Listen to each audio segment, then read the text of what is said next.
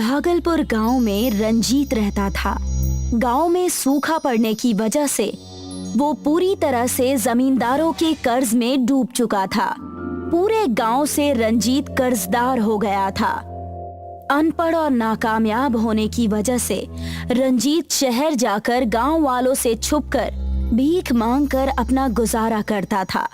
अपने गांव से निकलते ही भिखारी के वेश में आकर वो शहर चला जाता।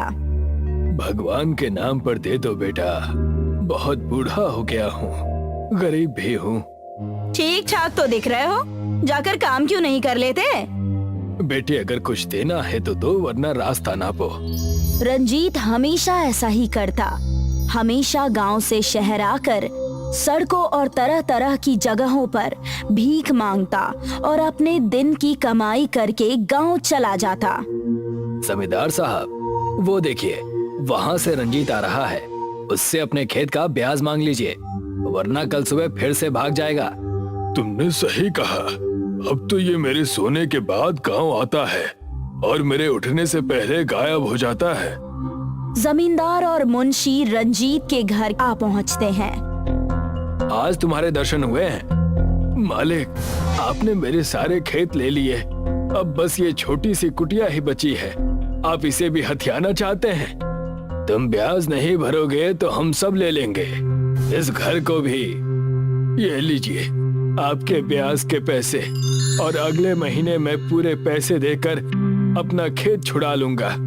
रंजीत के हाथ में पैसे देखकर दोनों भौचक्के रह गए। जमींदार ने पैसे लिए और घर की चौखट से गुस्से से चला गया। इसके पास इतने पैसे आए कहां से? और भाव ताव से तो पता चल रहा है कि ये कोई गांव का बड़ा साहब हो।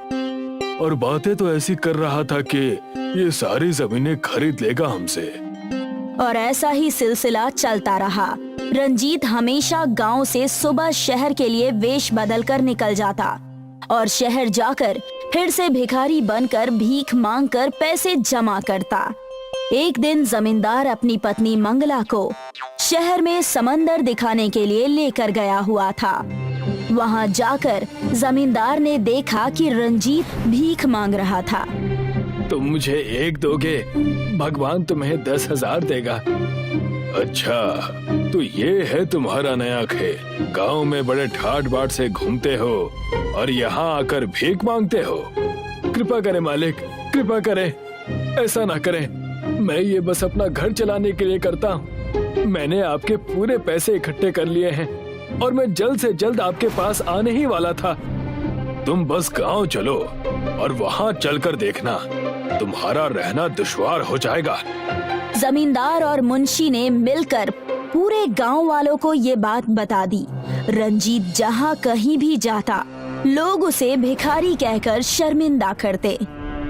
अरे वो देखो, गांव के सबसे बड़े भिखारी गांव में आ रहे हैं। हाँ हाँ, जल्दी से जेब से चिल्लर निकालो, इन्हें भीख भी तो देनी है हमें। पूरे गांव से रंजीत अपने भिखारी होने के ताने सुन सुनकर थक हार कर परेशान होकर भागलपुर गांव छोड़कर चला जाता है। उस जमींदार ने मेरी जमीन ले ली, मेरा घर ले लिया, मेरा सब कुछ खत्म हो गया। भगवान ने अनाथ भेजा था, आज इस उम्र में भी मैं अकेला ही हूँ। इस जीवन में रोने से अच्छा है कि मैं ये जीवन ही त्याग दूं। रंजीत ऊंचे पहाड़ पर चढ़कर गहरी सोच में पड़ा ही था।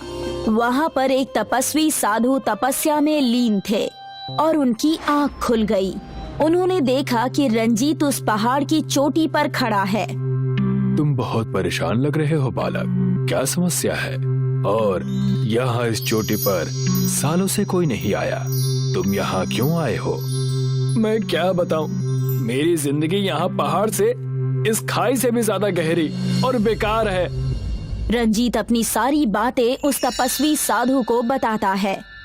मेरी तपस्या भंग करने का मैं तुम्हें दंड भी दे सकता हूँ, लेकिन तुम्हारी परेशानी बहुत जटिल है, इसलिए मेरे पास तुम्हारे लिए एक बेहतरीन उपाय है। तपस्वी साधु ने अपने कमंडल से पानी का जल निकालकर रंजीत के ऊपर छिड़क दिया। रंजीत ने जैसे ही आंखें बंद की, रंजीत के ऊपर एक बड़ी सी रोशनी आ गई और रंजीत अपने भिखारी के वेश में आ गया। ये आप क्या कर रहे हैं और मैं इस भेष में कैसे आ गया? मैंने तुम्हें आशीर्वाद दिया है, तुम जब भी इस भेष में कुछ भी भिक्षा लोगे वो भिक्षा 4 गुना ज्यादा हो जाएगी, लेकिन सिर्फ इस भेष में रहने पर ही। और इसकी शुरुआत मैं करता हूँ। आप क्या करने वाले हैं गुरुजी? मैं ये सोने के सिक्के तुम्हें भिक्षा में दे रहा हूँ। बहुत कम ऐसे होते हैं जिन्हें साधु भिक्षा देते हैं। मैं इसे तुम्हें आशीर्वाद के तौर पर दे रहा हूँ। मैं इसे एक सपना समझूं या क्या समझूं? ये मेरे साथ भगवान ने कैसा खेल खेला है, मुझे कुछ समझ में नहीं आ रहा। जैसे ही तपस्वी साधु ने एक सोने का सिक्का दिया, रंजीत के भिखारी के वेश में होने के कारण वो सिक्का 4 गुना ज्यादा हो गया। रंजीत की आंखें उन सिक्कों को देखकर हैरान हो गई। रंजीत ने उन सिक्कों को शहर जाकर एक जौहरी की दुकान पर बेच दिया और सारे पैसे लेकर गांव के पास वाली जमीन में एक बड़ा सा घर बनवाया। ठेकेदार साहब, मेरा ये घर बहुत बड़ा बनवाना। मुझे मेरे भागलपुर गांव वासियों को इस जमीन पर दावत देनी है। जो आदमी सड़कों पर भीख मांगता था, आज वो इस तरह का कैसे हो गया? समय का खेल है बस।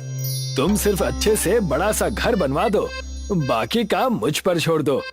बड़ा सा घर बनाकर रंजीत भागलपुर गांव वालों से अपने बेइज्जती का बदला लेना चाहता था। रंजीत को जो भी शहर में भीख देता, तपस्वी साधु के कृपा से वो 4 गुना ज्यादा हो जाता। देखते ही देखते रंजीत भिखारी से अमीर बन गया।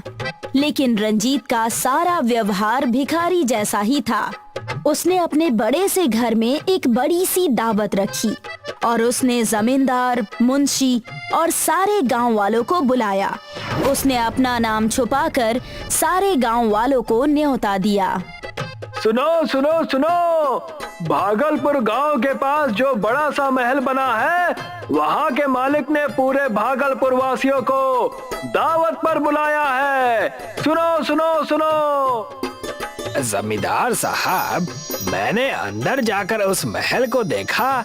वो बहुत बड़ा महल है, हमें चलना चाहिए।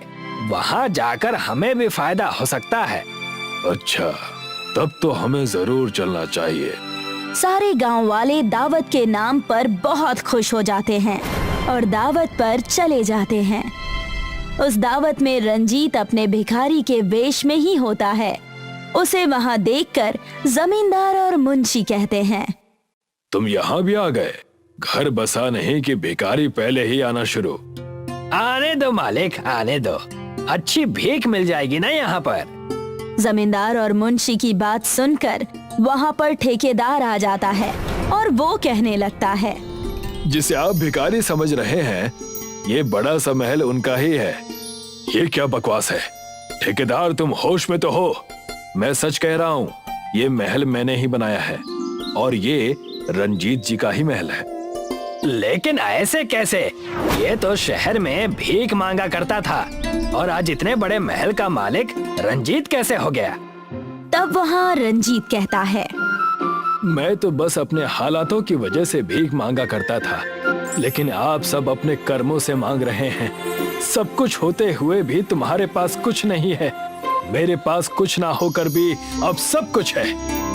रंजीत की बात सुनकर दोनों बहुत उदास हुए और सारे गांव वाले शर्मिंदा हो गए और रंजीत से माफी मांगने लगे। लेकिन उसके बाद भी रंजीत शहर जाकर भीख मांगकर अपनी जिंदगी जीता था।